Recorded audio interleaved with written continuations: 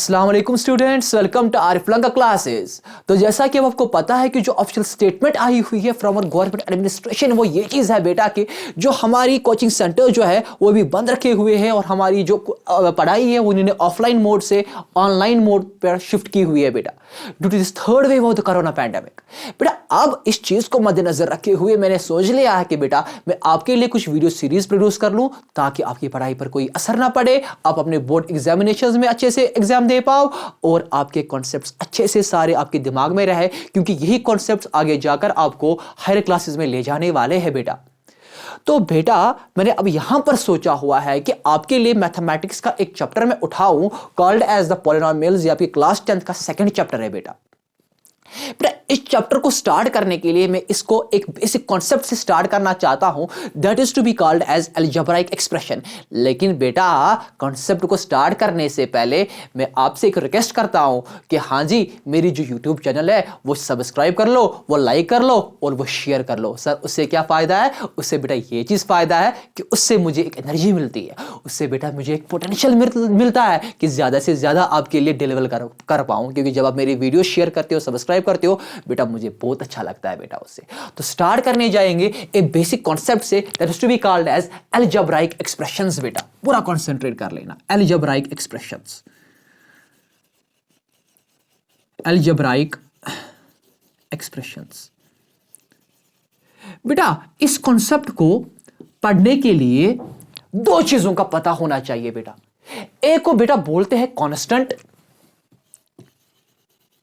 और बेटा दूसरे को बोलते हैं वेरिएबल। बेटा जब हम कांस्टेंट की बात करते हैं हम बता देते हैं कि ये एक ऐसा वैल्यू होता है जो फिक्स्ड रहता है इन एनी कंडीशन। कोई भी कंडीशन अगर आपके पास हो, इसका वैल्यू चेंज नहीं होता है, इसका वैल्यू फिक्स्ड रहता है। वैल्यू रिमेन्स फिक्स्ड, मैं लिखूंगा यहां पर value remains fixed in any given condition, अगर कोई भी गिवन कंडीशन हो। लेकिन इसके बरअक्स अगर मैं बात कर लूं वेरिएबल की, तो इसका जो बेटा वैल्यू होता है, value changes as per the given condition, value changes as per the given condition. बेटा इस चीज को समझाने के लिए सपोज मैं एक एग्जाम्पल उठा लूंगा बेटा।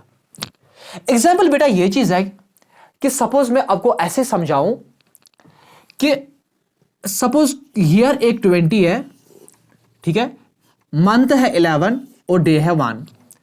ईयर 20 है, मंथ है 11, डे है 2। ईयर 20 है, मंथ है 11, डे है 3 एंड सो ऑन। ठीक है बेटा। बेटा अगर आप देख लोगे ईयर 20 ये कांस्टेंट ही रह रहा है, ईयर 11 ये भी चेंज नहीं हो रहा, 11 ही रह रहा है, बट 1 2 3 ये बेटा आपका चेंज हो रहा है। तो इस चीज से मैं ये चीज दर्शाऊंगा कि जो 11 20 है ये तो फिक्स्ड है, ये तो चेंज नहीं हो रहा है। इसी चीज को बेटा हम नाम देते हैं एज कांस्टेंट, क्योंकि बेटा मैंने यहां पर पहले ही बोला हुआ है वैल्यू रिमेन्स फिक्स्ड, इसका वैल्यू फिक्स्ड ही रहता है अगर कोई भी गिवन कंडीशन हो बेटा। लेकिन अगर मैं वेरिएबल की बात कर लूंगा, मैं यहां पर बता देता हूं कि वैल्यू बेटा चेंज होता रहता है as per the given condition. देखो बेटा यहां पर वैल्यू चेंज हो रहा है, 1 है, 2 है, 3 है, सो ऑन है। इसको बेटा हम यहां पर नाम देंगे एज द वेरिएबल, इसको बेटा हम यहां पर नाम देंगे एज द वेरिएबल। अब आपका सवाल होगा सर अलजेब्रिक एक्सप्रेशंस क्या होंगे, क्योंकि मैंने भी वो आपको नहीं बताया, मैंने भी आपको सिर्फ दो कॉन्सेप्ट्स बताए, कांस्टेंट और द वेरिएबल क्या होता है। तो अलजेब्रिक एक्सप्रेशंस हम बोलते हैं, जब हम अलजेब्रिक एक्सप्रेशन की बात कर लेंगे, अलजेब्राइक एक्सप्रेशंस की जब हम बेटा बात कर लेंगे, हम बोलते हैं कि या तो ये सिर्फ एक कांस्टेंट हो सकता है, एक ऐसी एक्सप्रेशन है ये जिसमें सिर्फ या तो कांस्टेंट हो सकता है और जिसमें सिर्फ वेरिएबल हो सकता है, और जिसमें कांस्टेंट एंड वेरिएबल दोनों इकट्ठे हो सकते हैं, और both constant and the variable, और बोथ कांस्टेंट एंड वेरिएबल। और एक बार बताऊंगा बेटा, अलजेब्रिक एक्सप्रेशन की मैं जब बात करता हूं मैं बोलता हूं कि एक ऐसी अलजेब्रिक एक्सप्रेशन एक ऐसी एक्सप्रेशन होती है या तो सिर्फ वो कांस्टेंट होगी, या तो सिर्फ वो वेरिएबल होगी, और या तो वो both constant and the variable होगी, और जो वेरिएबल का जो पावर होगा that is a rational number. सबसे मिलियन डॉलर पॉइंट यहां पर आ सकता है अच्छे एग्जाम्स में आगे जाकर के अलजेब्रिक एक्सप्रेशंस में पावर ऑफ द वेरिएबल क्या होना चाहिए, that should be always a rational number. यहां पर मैं लिखूंगा इसका पावर जो है, पावर को हम दूसरा नाम देते हैं इंडेक्स, पावर का हम दूसरा नाम देते हैं इंडेक्स भी। जो पावर होगा या एक्सपोनेंट जो होगा that should be a rational number, that should be a rational. आप बताओगे सर मतलब किसी एग्जाम्पल से हमको यहां पर समझा दीजिए। देखो बेटा मैं आपको समझाऊंगा यहां पर। सपोज मैं लिखूंगा यहां पर, सपोज मैं लिखूंगा यहां पर 1, this 1 is also the algebraic expression. Suppose मैं यहां पर लिखूंगा x प्लस 2 भी एक अलजेब्रिक एक्सप्रेशन है। अच्छा आप बोलोगे सर आपने तो बोला वेरिएबल का पावर जो है वो तो रैशनल नंबर होना चाहिए, क्या बेटा 1 यहां पर तो पावर फॉर एग्जांपल मैंने इंडिकेट नहीं किया हुआ है, बट बेटा आपको तो ऑटोमेटिकली पता है वो तो 1 ही है, तो 1 नहीं है रैशनल नंबर, क्योंकि all the natural numbers are rational numbers, all the whole numbers are rational numbers, all the integers are rational numbers, है बेटा कि नहीं? तो रैशनल नंबर होना चाहिए बेटा पावर। तो अगर मैं यहां पर ले लूं सिर्फ x, ये भी बेटा एक अलजेब्रिक एक्सप्रेशन है। तो जिसमें एक कांस्टेंट हो या वेरिएबल हो या बोथ कांस्टेंट और द वेरिएबल हो, उसको हम बेटा नाम देते हैं अलजेब्रिक एक्सप्रेशन, बट प्रोवाइडेड कि पावर ऑफ द वेरिएबल क्या होना चाहिए, दैट शुड बी बेटा a rational number, that should be बेटा अ रैशनल नंबर। अगर मैं ले लूं x√2, अगर मैं ले लूं बेटा x√2, क्या मैं बोल सकता हूं this x√2 is a algebraic expression? नहीं बेटा, क्यों? Because √2 is the irrational number, but power में इरेशनल नंबर नहीं होना चाहिए, पावर में रैशनल नंबर बेटा होना चाहिए। तो this is called as algebraic expression, algebraic expression जिसमें या तो कांस्टेंट हो या तो वेरिएबल हो या तो बोथ कांस्टेंट और द वेरिएबल हो। चलो आगे बढ़ेंगे। अब मैं यहां पर आपको समझाऊंगा पॉलिनोमियल्स क्या होता है, क्योंकि पॉलिनोमियल्स को समझने के लिए पहले मुझे जरूरी समझाना था कि अलजेब्रिक एक्सप्रेशन क्या होती है। अब जब हम बेटा पॉलिनोमियल्स की बेटा बात कर लेंगे तो हम बोलते हैं पॉलिनोमियल्स। जब हम बेटा पॉलिनोमियल्स की बात करते हैं हम क्या बोलते हैं? हम बोलते हैं कि it is an algebraic expression. Polynomial जो आपकी होती है ये एक अलजेब्रिक एक्सप्रेशन है, it is an algebraic expression, it is an algebraic expression, but the power of the variable should be a whole number, but power of variable, but the power of variable must be a whole number, but the power of the variable must be a whole number.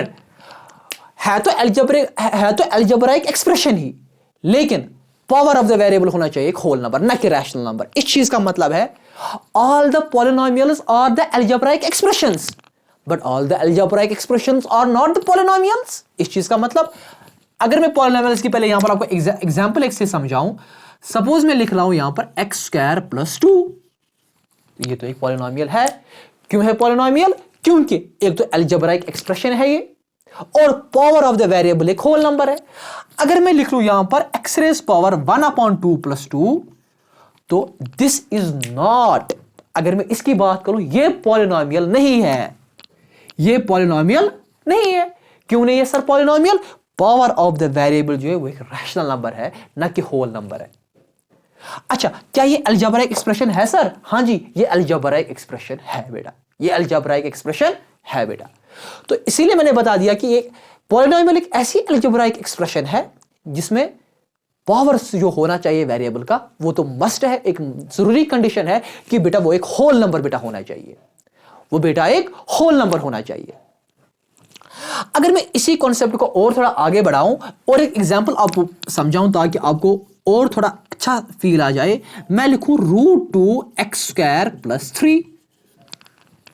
तो क्या ये polynomial है? Yes sir, ये polynomial है। आपने तो sir rational number तो है, लेकिन बेटा वो मल्टीप्लाई में है कौन? वेरिएबल के।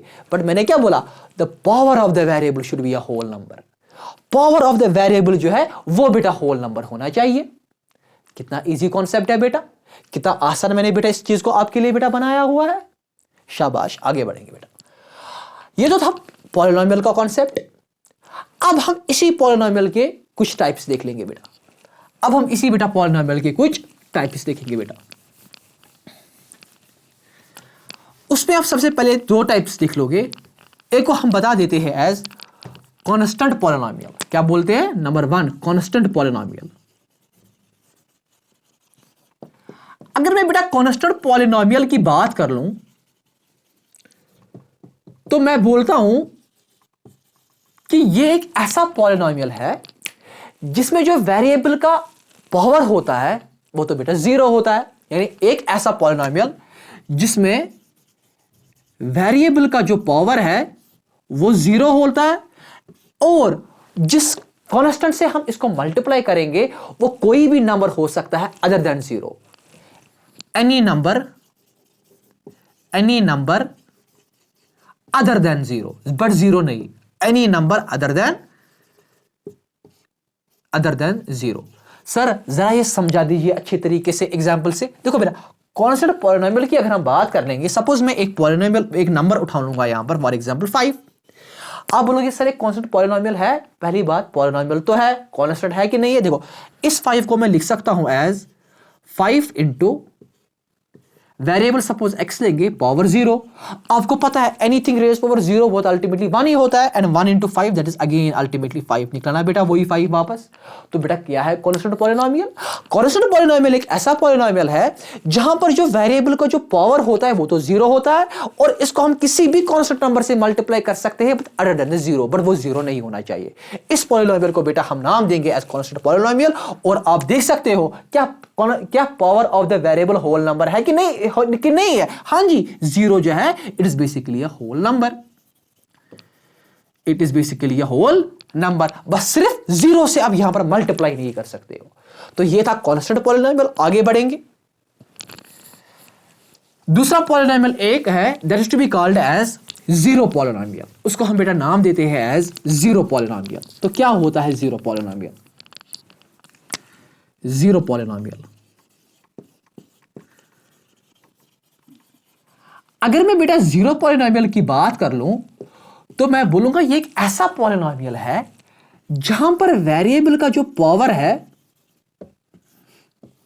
That can be a whole number, that is a whole number, in fact any whole number, लेकिन जिस कांस्टेंट से आप वहां पर मल्टीप्लाई कर लोगे दैट शुड बी द 0।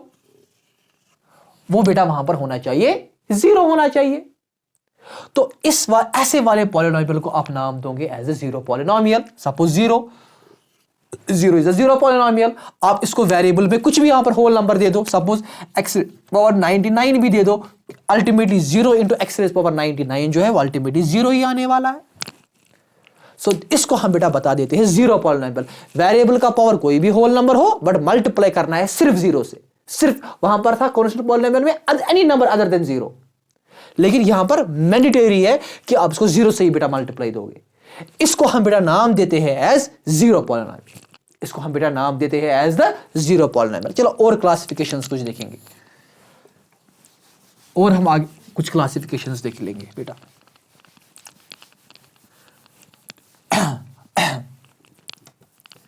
अब बेटा हम कुछ क्लासिफिकेशंस देख लेंगे इसी पॉलिनोमियल्स की, लेकिन on the basis of the number of the terms.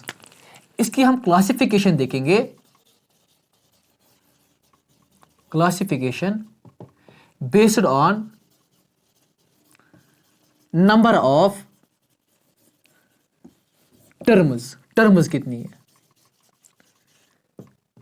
देखो बेटा, अगर कोई आप में से होगा जिसको पहले टर्म का कॉन्सेप्ट नहीं पता होगा, पहले मैं आपको वो समझाऊंगा टर्म क्या होता है बेटा। देखो बेटा, अगर मैं यहां पर लिख लूंगा 2x प्लस 7y प्लस 3, ठीक है बेटा। बेटा टर्म्स क्या होते हैं? जो ये प्लस है ना, this pluses minuses into divide, this are to be called as the mathematical operators. इनको हम मैथमेटिकल ऑपरेटर कहते हैं, और जिस पर इनको हम फिर ऑपरेट करते हैं, that process is to be called as the operation. But अगर मैं यहां पर बात कर लूं 2x प्लस 7y प्लस 3, जो यहां पर प्लस इन चीजों को अलग अलग बेटा कर लेता है, प्लस है माइनस है कोई भी साइन हो, जो इनको आपस में अलग अलग करती है अलजेब्राइक एक्सप्रेशंस को, इसको बेटा हम यहां पर नाम देते हैं एज टर्म्स। सो 2x भी क्या है, टर्म है, 7y भी क्या है, ये भी एक टर्म है, 3 भी क्या है बेटा, ये एक टर्म है बेटा। तो वही मैं अब यहां पर बता रहा हूं, classification based upon the number of the terms. Terms के हिसाब से अगर हम पॉलिनोमियल्स की क्लासिफिकेशन कर लेंगे तो उसी में एक पॉलिनोमियल आएगा पहला ही, that is to be called as monomial. उसका नाम है मोनोमियल। देखो बेटा एक कॉन्सेप्ट याद रख लेना, ये बहुत ही स्टूडेंट्स को ये कॉन्सेप्ट बेटा उनको पता नहीं ये चीज होती है। वो मैंने आपको पहले ही बोला ना, हम बोलते हैं कि terminology holds the key in the every subject, but आप देखोगे कैसे वही टर्मिनोलॉजी इस पॉलिनोमियल्स में फेल हो जाती है। अगर आप बेटा सपोज साइंस का कोई एक साइंस के कॉन्सेप्ट में मैं कोई नाम उठाता हूं, for example red blood cells होती है वहां पर, उसको हम बोलते हैं एज एरिथ्रोसाइट्स। एरिथ्रोसाइट्स में अगर आप एरिथ्रो देखोगे, एरिथ्रो का मतलब होता है रेड, सेल्स का मतलब, साइट्स का मतलब होता है सेल, यानी एक ऐसी सेल्स जिनका कलर रेड होता है। अगर आप ल्यूकोसाइटिस देख लोगे, ल्यूको का मतलब होता है व्हाइट, साइट्स का मतलब होता है सेल, एक ऐसी सेल्स जिनका कलर व्हाइट होता है।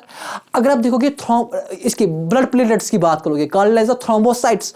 थ्रोम्बो का मतलब होता है कि एक ऐसी सेल्स जो अल्टीमेटली आपको क्लॉटिंग में मदद कर लेती है, और साइट्स इसका मतलब है सेल्स। तो इसका मतलब है वहां पर टर्मिनोलॉजी हमको सारा बता देती है। सिमिलर अगर आप लेकिन उसके बरक्स पॉलिनोमियल्स का कंसेप्ट देखोगे और इसमें टर्मिनोलॉजी का कंसेप्ट यूज कर लोगे तो आप बेटा वहां पर फेल हो जाओगे। आप बोलोगे क्यों?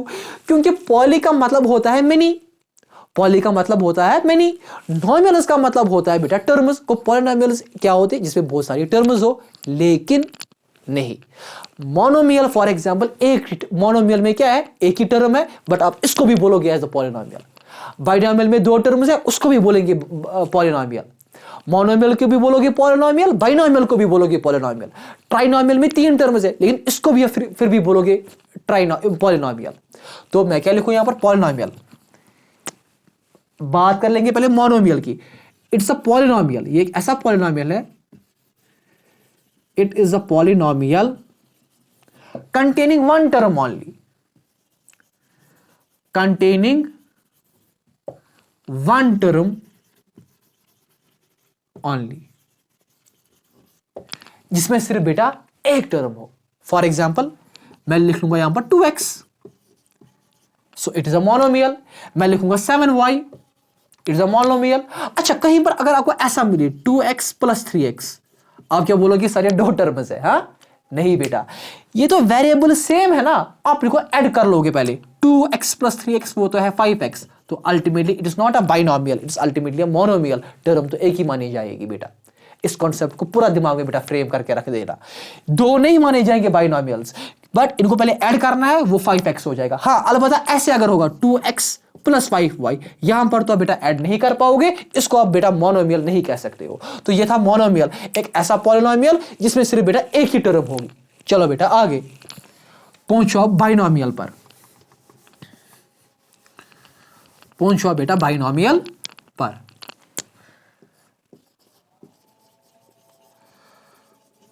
पहुंचो बेटा बाइनोमियल पर। बाइनोमियल भी एक पॉलिनोमियल ही है, but containing the 2 terms, containing the 2 terms. For example 2x plus 3, it is a binomial. 2x plus 7y, it is a binomial. तो एक ऐसा पॉलिनोमियल जिसमें 2 टर्म्स हो। फिर है इसके बाद ट्राइनोमियल। ट्राइनोमियल वो भी एक ऐसा पॉलिनोमियल है जिसमें बेटा लेकिन 3 टर्म्स हो। सपोज यहां पर मैं लिख लूंगा प्लस 7y, गो 2x एक टर्म, 3 दूसरी टर्म, 7y तीसरी टर्म, इसको बोलेंगे trinomial. 2x plus 7y plus 4, ये भी बेटा एक ट्राइनोमियल है। तो ट्राइनोमियल क्या होता है? ये एक पॉलिनोमियल ही है, बट जिसमें बेटा 3 टर्म्स होती है। तो ये थी बेटा क्लासिफिकेशन ऑफ द पॉलिनोमियल्स, लेकिन on the basis of number of the terms. अब इनकी हम क्लासिफिकेशन देख लेंगे on the basis of the degree, on the basis of degree.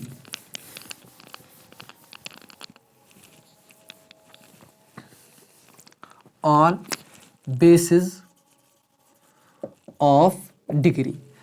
इस चीज के लिए पहले हमको समझना है बेटा डिग्री किसका, डिग्री हम किसको बोलेंगे, डिग्री ऑफ द पॉलिनोमियल होती क्या है, पहले हम समझेंगे वही degree of polynomial. Degree of polynomial, degree of polynomial की अगर मैं बात कर लूं तो डिग्री हम बोलते हैं highest power of the variable. Variable का जो हाईएस्ट पावर होता है उसको हम बता देते हैं डिग्री। मैं लिखूंगा यहां पर highest power of variable, highest power of the variable is called as degree. Example से समझाऊंगा। फॉर एग्जाम्पल अगर मैं लिख लूं 2x² + 7y + 4, first of all this is a polynomial. Number 2, highest power of the variable क्या है, वो है 2, तो इस पॉलिनोमियल की डिग्री जो है वो 2 मानी जाएगी। इस पॉलिनोमियल की डिग्री जो है बेटा वो अल्टीमेटली 2 मानी जाएगी। सिमिलरली अगर मैं ले लूं x³ + 7y, तो इस पॉलिनोमियल की डिग्री जो है बेटा वो 3 मानी जाएगी। क्या मानी जाएगी, 3 मानी जाएगी। तो इसी की हम क्लासिफिकेशन ऑफ पॉलिनोमियल्स की देख लेंगे, लेकिन on the basis of the degree. तो समझो बेटा on the basis of the degree. उसमें सबसे पहला पॉलिनोमियल आता है, उसको हम बेटा बोलते हैं एज लीनियर पॉलिनोमियल। क्या बोलते हैं बेटा, लीनियर पॉलिनोमियल। क्या होता है लीनियर पॉलिनोमियल? लीनियर पॉलिनोमियल एक ऐसा पॉलिनोमियल होता है जिसकी जो डिग्री होती है वो 1 होती है सिर्फ। इसकी डिग्री क्या होती है, इसकी डिग्री होती है 1। फॉर एग्जाम्पल मैं लिख लूंगा x + 4, highest power of the variable is 1। मैं लिखूंगा 7y, highest power of the variable is 1। तो इस पॉलिनोमियल को अब नाम दोगे बेटा लीनियर पॉलिनोमियल। क्या नाम दोगे, लीनियर पॉलिनोमियल। चलो बेटा आगे। दूसरा होता है जिसको हम बताते हैं क्वाड्रेटिक पॉलिनोमियल। इसको हम बेटा बोलते हैं as quadratic polynomial. Quadratic polynomial क्या होता है, जिसकी बेटा डिग्री होती है 2, जिसकी बेटा डिग्री होती है 2। फॉर एग्जांपल अगर मैं यहां पर लिख लूं x² + 8, तो highest power of the variable क्या है बेटा, highest power of the variable 2 है। इसी को हम बताएंगे एज द क्वाड्रेटिक पॉलिनोमियल। चलो और एग्जांपल y², ये भी एक पॉलिनोमियल है। Highest power of the variable क्या है, वो तो बेटा 2 है। इसको हम बेटा बताएंगे एज क्वाड्रेटिक पॉलिनोमियल। क्या बताएंगे बेटा, क्वाड्रेटिक पॉलिनोमियल। शाबाश। और यहां पर मैं ऐड करने जाऊंगा एक चीज, जो लीनियर पॉलिनोमियल है इसकी आप तो डिग्री देखोगे हमेशा मानना है। क्वाड्रेटिक पॉलिनोमियल की आप जो ये डिग्री देखोगे वो अल्टीमेटली आप देखोगे वो 2 है। सिमिलरली अगर हम बात कर लोगे क्यूबिक पॉलिनोमियल की, क्यूबिक पॉलिनोमियल की, इसकी जो डिग्री होती है बेटा हाईएस्ट वो होती है 3। सपोज अगर मैं x³ की बात कर लूं तो highest power of the variable क्या है, वो बेटा 3 है। तो इसको हम बेटा नाम देंगे as a cubic polynomial.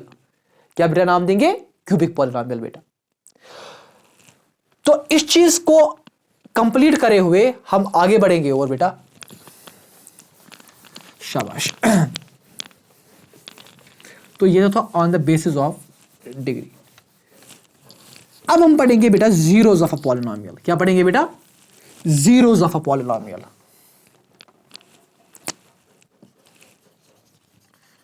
Zeros of a polynomial क्या होता है, zeros of a polynomial. For example मैं एक पॉलिनोमियल उठाऊंगा p of x = x + 3। Zero of the polynomial एक ऐसा वैल्यू होता है वेरिएबल का, जहां पर एक ऐसा वैल्यू होता है वेरिएबल का जहां पर पॉलिनोमियल का वैल्यू जो है वो 0 बन जाता है। जहां पर पॉलिनोमियल का वैल्यू जो है वो 0 बन जाता है। हमने 9th क्लास में भी सीखा कैसे हम जीरोज ऑफ द पॉलिनोमियल निकालते हैं। फॉर एग्जांपल अगर मुझे इसका जीरो ऑफ द पॉलिनोमियल निकालना होगा, इसके लिए पहले पॉलिनोमियल को पुट करते हैं 0 को, x + 3 जो है उसको मैं ले लूंगा 0, तो x आ जाएगा यहां पर -3। अब -3 को मैं पुट कर लूंगा यहां पर p ऑफ -3, वो बन जाएगा -3 + 3 और वो अल्टीमेटली बेटा बन जाएगा 0। तो जीरो ऑफ द पॉलिनोमियल क्या होता है? जीरो ऑफ द पॉलिनोमियल एक ऐसा वैल्यू होता है वेरिएबल का जहां पर जो पॉलिनोमियल का वैल्यू है वो अल्टीमेटली बेटा 0 आ जाता है। इसको हम कहते हैं जीरो ऑफ अ पॉलिनोमियल बेटा। अब आपको इतने कॉन्सेप्ट्स तो आपने बेटा क्लास 9th में भी पढ़े हुए थे, लेकिन अब जो क्लास 10th का अच्छा कॉन्सेप्ट है यहां पर, that is geometrical meaning of the zero of a polynomial. बेटा अब यहां पर अच्छे से समझ लेना, geometrical meaning of zero of a polynomial. Geometrical meaning क्या होता है इसका बेटा?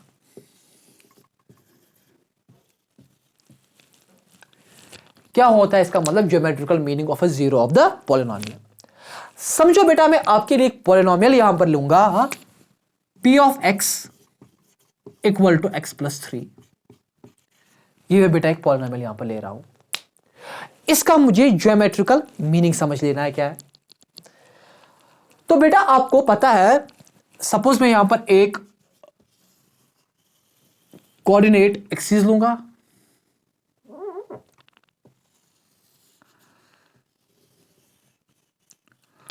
ठीक है बेटा। Suppose this is the origin O, this is the x, this is the y, this is the x dash and this is y dash. Suppose ये है 1 2 3 4 5 सो ऑन, 1 2 3 4 5 सो ऑन, और -1 -2 -3 -4 सो ऑन, -1 -2 -3 -4 सो ऑन। समझना है मुझे geometrical meaning of the zero of the polynomial. तो बेटा आपको पहले ही पता है, आपने इनफैक्ट 9th क्लास में भी पढ़ा होगा, जो लाइन होती है, लाइन की अगर मुझे इक्वेशन से लाइन यहां पर फ्रेम करनी है, वो मैं कैसे कर सकता हूं फ्रेम? देखो बेटा, जो ये p ऑफ x है बेसिकली यहां पर क्या, ये है y, यानी ये है y is equal to x + 3, यानी जो आपका ये y है यहां पर, ये बेटा बेसिकली आपका p ऑफ x है। अगर अब मुझे अब इसी लाइन को यहां पर बनाना है, कैसे बना लूंगा? उसके लिए हम पहले कुछ वैल्यूज देखेंगे x एंड y के। सपोज x अगर मैं लूंगा 0, y निकलेगा 3, ठीक है बेटा। और अगर मैं x लूंगा -3, y निकलेगा बेटा 0। तो x जब 0 था, y निकला बेटा आपका 3, और x जब -3 है तब आपका y 0 है, तब बेटा आपका जो y है दैट इज 0। तो इन दोनों को हम मिलाएंगे, इन दो पॉइंट्स को, ये बेटा आपकी एक स्ट्रेट लाइन निकल गई।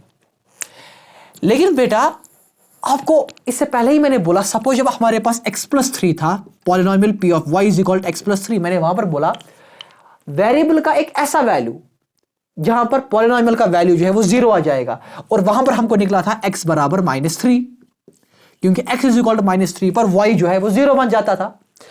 तो ज्योमेट्रिकल मीनिंग से हम यहां पर क्या समझ रहे हैं? ज्योमेट्रिकल मीनिंग से हम यहां पर यह चीज समझ रहे हैं कि x कोऑर्डिनेट जहां पर जो -3 है, वहां पर आपका जो वैल्यू ऑफ द पॉलिनोमियल यानी p ऑफ x है, यानी y जो है वो वहां पर 0 बन रहा है। इस चीज का मतलब क्या है? इस चीज का मतलब है, जब इस चीज का मतलब यह है कि जीरो ऑफ द पॉलिनोमियल आपको हमेशा x एक्सिस पर ही मिलने वाला है।